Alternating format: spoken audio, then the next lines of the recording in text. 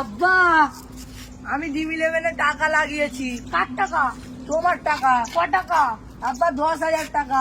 শালা হারামজাদা, তুই আমার ঘরের কোনোদিন উন্নতি হতে দিবি নি। আব্বা, ওই টাকাটা বেড়ে ডবল হয়ে গেছে। ডবল হয়ে গেছে? হ্যাঁ আব্বা। আমি জানতাম তুই একদিন আমার মুখ উজ্জ্বল করবি। আব্বা, ওই টাকাটা ধার হয়ে ডবল হয়ে গেছে।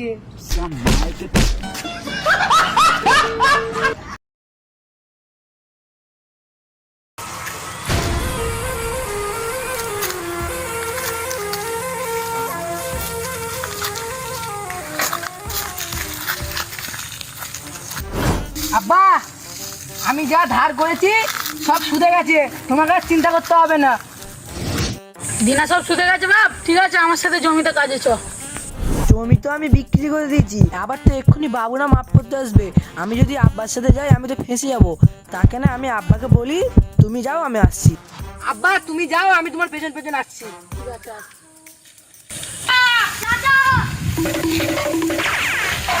চাচা চাচা, তুমি এখানে দাঁড়িয়ে বিড়ি খাচ্ছ? তোমার জমি থেকে আমাদেরকে মেরে তাড়িয়ে দিয়েছে। কোন সালা মেরেছে রে তোদেরকে? চ তো দেখি। চলো চাচা। আমার জমি তো তোমরা কাকে বলে মাফ করছো? আপনি বাবুর সাথে কথা বলে নিন।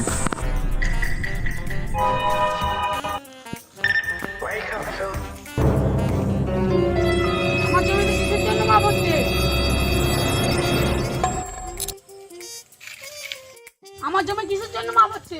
এই জমি আপনারা নেই, এই জমি তো বাবু এক সপ্তাহ আগে কিনে নিয়েছে। এই জমি তো আমার, আমি তো বিক্রি করিনি। কিন্তু বাবু আপনার ছেলের কাছ থেকে কিনে নিয়েছে। ও, ওই শুয়োরের বাচ্চা ছেলেই আমার জমিটা বিক্রি করে ধার সুদিয়েছে। ঘরে যায় আর ঘাটতি ভাঙছি।